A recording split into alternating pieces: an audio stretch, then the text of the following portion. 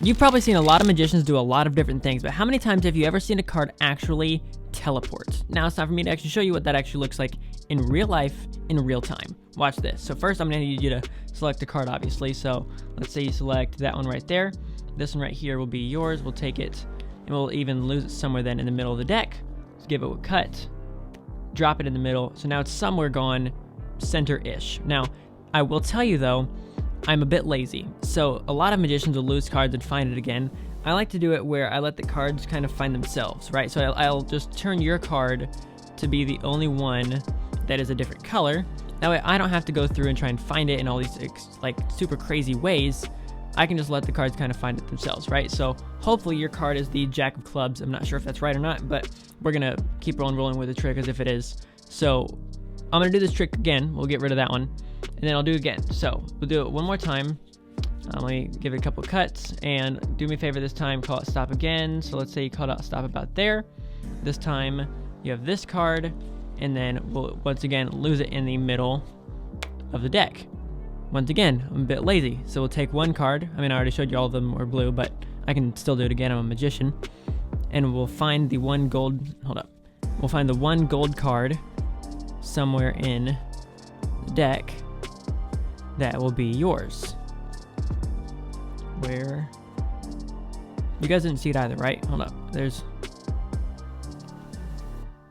the...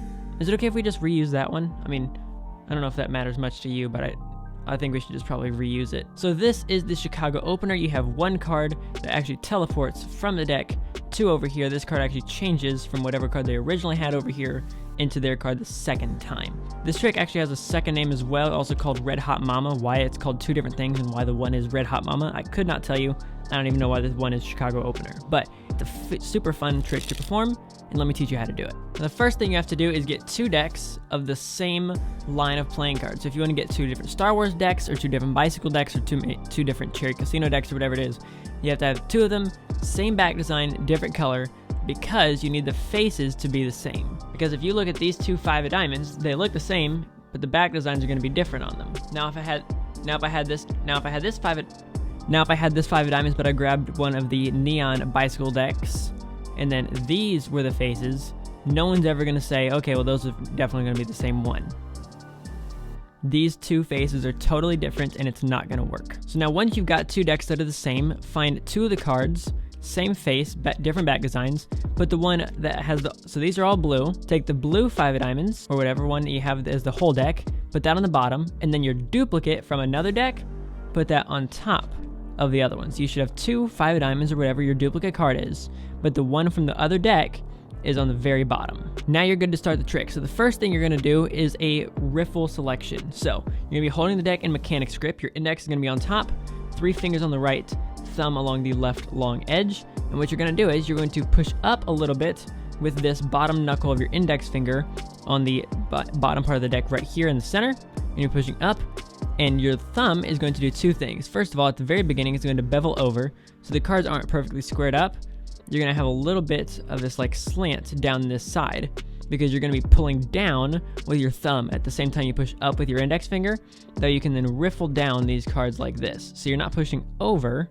That's only the first bit that makes it riffling easier, and then you're going to be pulling down that you can riffle. Okay, so once you've got this riffling motion down, ask the spectator to call out stop at any point, and wherever they say stop, that'll be their card. So let's say they said stop there, pick it up from wherever they said, and you're gonna make sure that you show them the one on the bottom. Now this card doesn't matter, completely free choice. So let's say they grab this one, take it, put it on top first. So they've selected the 9 of spades. They now have the 9 of spades. You put the 9 of spades on top, and then you'll pick up about half the deck, and you can even do a swing cut or whatever to lose it somewhere in the middle. So if you don't know how to do a swing cut, thumb on the bottom, middle and ring on top, pick up a portion with your index, put it into this little part in between your thumb and index finger of your left hand, pinch it, and then take the one in your right hand, put it on top. That's how you do a swing cut. So that's just a very brief example of a swing cut, but I do have a full tutorial in different ways to do different cuts, whether it be swing cut, rotation cut, swivel cut, whatever. So lots of different ones, but once you've done that, it's now cut into the middle of the deck. You'll then be looking through to find their card. Once you find theirs, again, this is not actually theirs because this is the 5 of diamonds. Theirs is actually the one under it, because this one was on the bottom and their card was on top, when you cut the deck, because it was like this, wrong cards on the bottom, their cards on top. When you cut it, it puts that wrong 5 of diamonds on top of their card. So now when you go through, you'll find that gold card, find that, take all the ones from the top, and put it on the bottom. So now the order that you should have is you should have the one weird card that's the duplicate on top.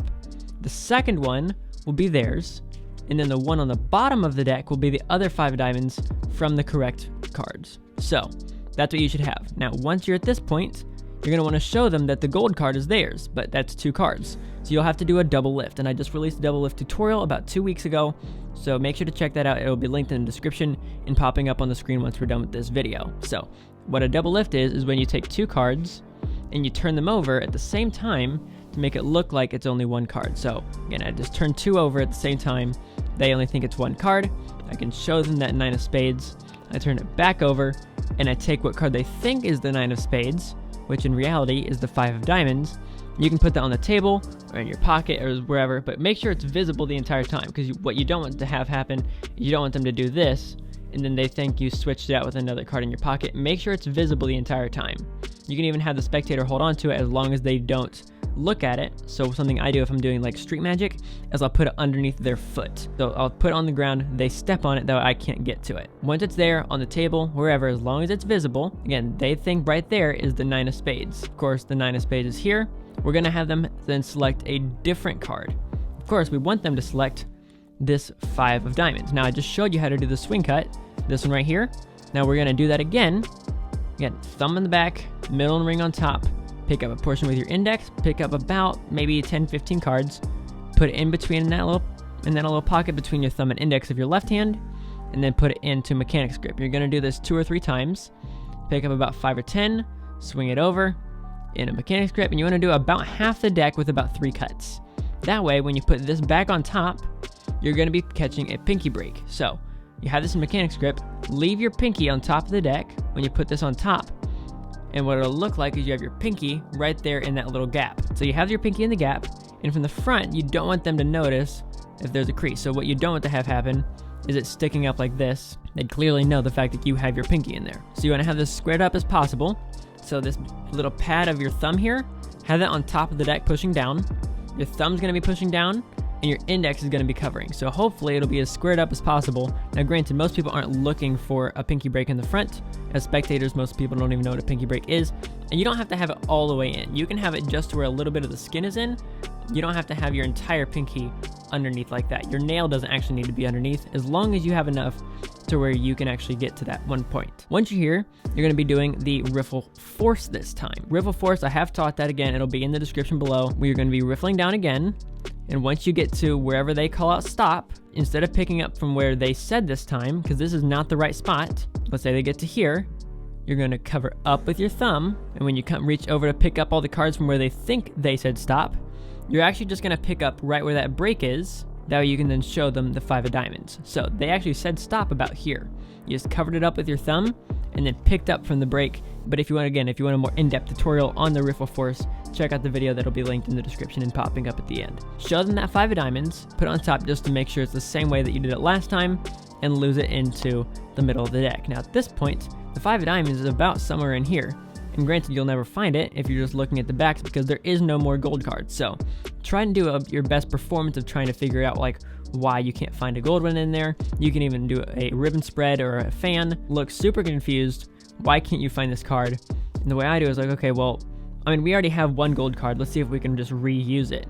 And because we already had that switch at the beginning, this is their selected card, that 5 of diamonds. Now, once you can put all that together, that will then be the Chicago opener. Now, there's 2 moves in that trick that are required for this one, and it is the double lift and the riffle force. So the double lift tutorial will be here, the riffle force will be here, and if you're wanting to pick up either the blue version or the gold version, you can check them out in the description below for 10% off using code CardPerfectMagician, or you can check out my favorite of the 2, the gold ones, right here. Make sure to subscribe for more magic just like this one. I come out with stuff all the time, and I'll catch you guys in the next video.